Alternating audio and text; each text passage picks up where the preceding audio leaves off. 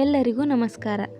ಮನೆಯೊಳಗೆ ಹೆಲ್ದಿಯಾಗಿ ಟೇಸ್ಟಿಯಾಗಿ ಹೆಂಗೆ ಗೋಬಿ ಮಂಚೂರಿ ಮಾಡೋದಂತ ಇವತ್ತಿನ ವಿಡಿಯೋ ಒಳಗೆ ನೋಡೋಣ ಬರ್ರಿ. ಮೊದಲಿಗೆ ಬಿಸಿನೀರಿಗೆ ಉಪ್ಪು ಹಾಕಿ ಹೆಂಚಿಟ್ಟಿರೋ ಎಲೆಕೋಸನ್ನು ಚೆಂದಾಗಿ ತೊಳ್ಕೊಬೇಕ್ರಿ. ತೊಳೆದಿಟ್ಟಿರೋ ಎಲೆಕೋಸಿಗೆ 1 ಕಪ್ ಮೈದಾ ಹಿಟ್ಟು ಮತ್ತು 1 ಕಪ್ ಅಕ್ಕಿ ಹಿಟ್ಟನ್ನು ಹಾಕಬೇಕ್ರಿ.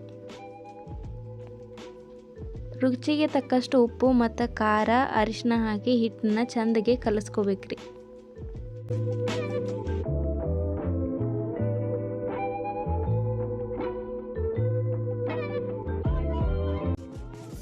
ಈಗ ಸ್ವಲ್ಪ ನೀರು ಹಾಕ್ಕೊಂತ ಚೆಂದಾಗಿ ಅದನ್ನು ಕಲಿಸ್ಕೋಬೇಕ್ರಿ. ಹೆಚ್ಚಿಗೆ ನೀರು ಹಾಕಕ್ಕೆ ಹೋಗಬೇಡ್ರಿ, ಸ್ವಲ್ಪ ಹದಕ್ಕೆ ಬರೋ ಅಷ್ಟೇ ನೀರು ಹಾಕಿ ಚೆಂದಾಗಿ ಕಲಿಸ್ಕೊಂಡ್ರೆ ಸಾಕ್ರಿ. ಈಗ ಒಂದು ಕಡಾಯಿ ಒಳಗೆ ಎಣ್ಣೆ ಹಾಕ್ಕೊಂಡು ಗೋಬಿ ಸೈಜ್ ಎಷ್ಟು ಇರ್ತೈತಲ್ಲ ಅಷ್ಟು ಸಣ್ಣದಾಗಿ ಈ ಹಿಟ್ಟನ್ನು ಎಣ್ಣೆ ಒಳಗೆ ಬಿಟ್ಟು ಚೆಂದಾಗಿ ಕರ್ಕೋಬೇಕ್ರಿ.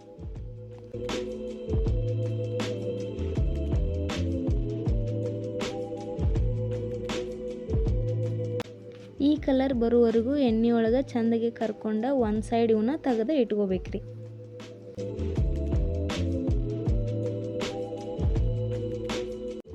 ಇವನ್ ಸೈಡ್ ತೆಗೆದು ಇಟ್ಕೊಂಡಿಂದ ಸಾಸ್ಗೆ ರೆಡಿ ಮಾಡ್ಕೊಂಡು ಬರ್ರಿ. ಒಂದು ಸಣ್ಣ ಕಡಾಯಿ ಒಳಗೆ ಟೊಮೆಟೊ ಮತ್ತು ಮೆಣಸಿನ್ಕಾಯನ್ನು ಎಣ್ಣೆ ಹಾಕಿ ಚೆಂದಾಗಿ ಹುರ್ಕೋಬೇಕ್ರಿ. ಸಾಸ್ ಅದು ಹೊರಗಡೆ ತಂದು ತಿನ್ನೋಕ್ಕಿಂತ ಮನೆಯಲ್ಲೇ ಹಿಂಗೆ ರೆಡಿ ಮಾಡ್ಕೊಂಡು ತಿನ್ನಿರಿ, ರುಚಿನೂ ಇರ್ತೈತಿ ಮತ್ತು ಹೆಲ್ದಿನೂ ಇರ್ತೈತಿ. ಈ ರೀತಿ ಇವು ಚೆಂದಾಗಿ ಹುರಿದ್ಮೇಲೆ ಇವನ್ನ ಮಿಕ್ಸಿಗೆ ಹಾಕೋಬೇಕ್ರಿ.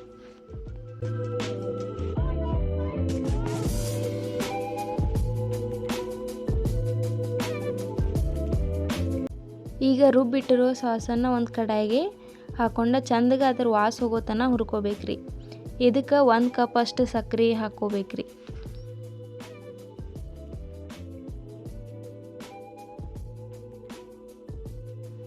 ಮತ್ತು ಸ್ವಲ್ಪ ಅರಿಶಿನ ಮತ್ತು ಖಾರ ಹಾಕ್ಕೊಂಡು ಚೆಂದಾಗಿ ಬೇಯಿಸ್ಕೋಬೇಕ್ರಿ.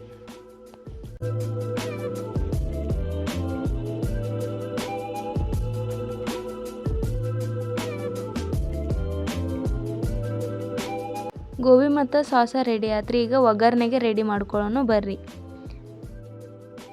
ಈಗ ಒಂದು ಕಡಾಯಿಗೆ ಸ್ವಲ್ಪ ಎಣ್ಣೆ ಹಾಕೋಬೇಕ್ರಿ.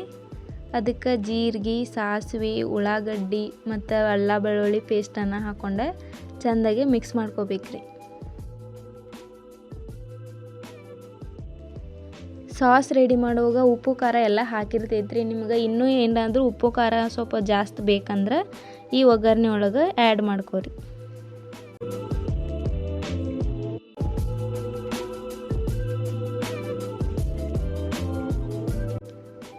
ಒಗ್ಗರಣೆ ಎಲ್ಲ ರೆಡಿ ಆದಿಂದ ಆಗಲೇ ರೆಡಿ ಮಾಡಿಟ್ಟಂಥ ಸಾಸ್ನ ಈ ಒಗ್ಗರಣೆಗೆ ಆ್ಯಡ್ ಮಾಡ್ಕೋರಿ. ಸಾಸ್ಗೆ ಸ್ವಲ್ಪ ಕೊತ್ತಂಬರಿ ಹಾಕ್ಕೊಂಡು ಚೆಂದಾಗಿ ಅದನ್ನ ಕುದಿಸ್ಕೋರಿ. ಈಗ ಫ್ರೈ ಮಾಡಿಟ್ಟಿರೋ ಗೋಬಿಯನ್ನು ಈ ಸಾಸ್ಗೆ ಮಿಕ್ಸ್ ಮಾಡ್ಕೊಂಡು ಚೆಂದಾಗಿ ಕಲಿಸ್ಕೋರಿ.